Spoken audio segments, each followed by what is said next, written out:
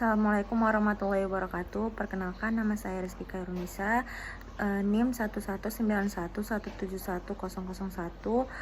kelas Penmas Reg B 2019, mata kuliah Statistik Sosial. Maka di sini saya akan memaparkan hasil ujian akhir semester saya dengan menganalisis data melalui aplikasi Jamovi. Berdasarkan hasil analisis data, dikatakan bahwasannya min X1 sama dengan 70,7, X2 sama dengan 4,00, dan Y sama dengan 84,1. Sedangkan untuk nilai median, X1 sama dengan 75, X2 sama dengan 4, Y sama dengan 85.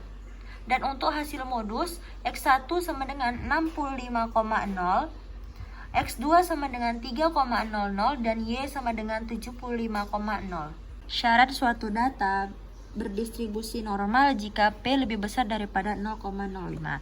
Berdasarkan data di atas, maka data tersebut berdistribusi normal dikarenakan P sama dengan 0,2217 atau lebih besar daripada 0,05.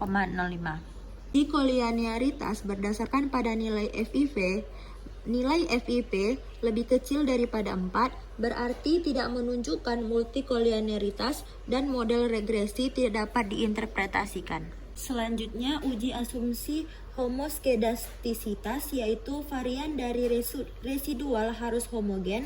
Residual yang homogen ditunjukkan melalui grafik dengan sebaran residu yang acak seperti grafik di atas.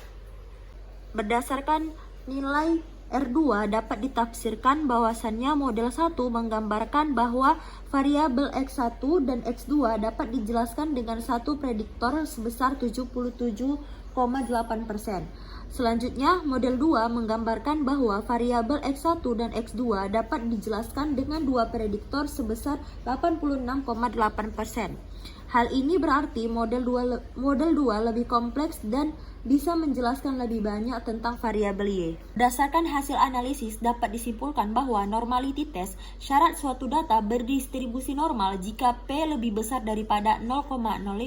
Berdasarkan data, maka data tersebut berdistribusi normal karena P sama dengan 0,217.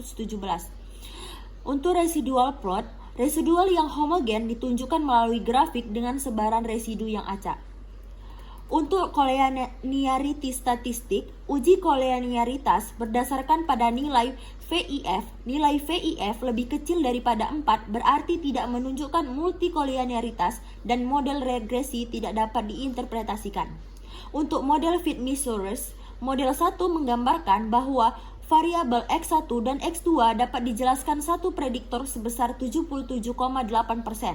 Model 2 menggambarkan bahwa variabel X1 dan X2 dapat dijelaskan dengan dua prediktor sebesar 86,8%.